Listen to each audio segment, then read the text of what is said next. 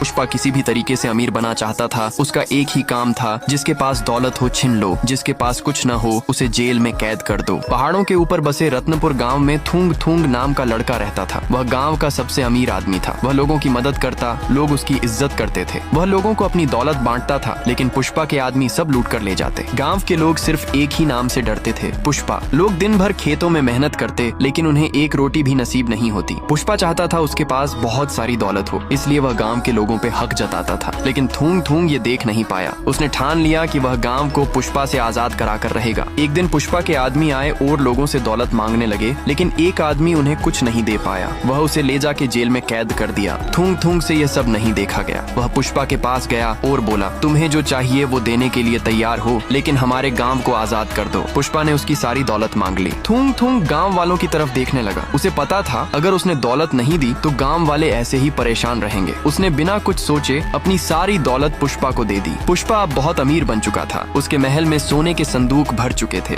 वह खुद को सबसे ताकतवर समझने लगा, लेकिन गांव वाले खुश थे। उन्हें लगा अब उनका डर खत्म हो जाएगा। कुछ दिन तक सब ठीक रहा, लेकिन धीरे धीरे पुष्पा बदल गया। अब उसके पास पहले से ज्यादा दौलत थी, इसलिए उसका लालच भी बढ़ गया। उसने अपने आदमियों से कहा, दौलत जितनी बढ़े उतनी कम लगती है, जाओ गांव से और लाओ। ये सुनकर उसके आदमी फिर गांव पहुंच गए। गांव वाले हैरान रह गए। उन्होंने कहा, लेकिन थूंग थूंग तो अपनी सारी दौलत दे चुका है। पुष्पा के आदमी बोले, पुष्पा का हुक्म कभी खत्म नहीं होता। फिर से लोगों की लूट शुरू हो गई। खेतों का अनाज, घरों का सामान सब छीना जाने लगा। जब थूंग थूंग को यह पता चला तो वह दोबारा पुष्पा के पास गया। उसने गुस्से में कहा, मैंने अपनी सारी दौलत दे दी थी, फिर भी तू गांव वालों को क्यों परेशान कर रहा है? पुष्पा जोर से हंस पड़ा। वह बोला, जिसे दौलत का स्वाद लग जाए वह कभी नहीं रुकता। थूंग थूंग समझ गया कि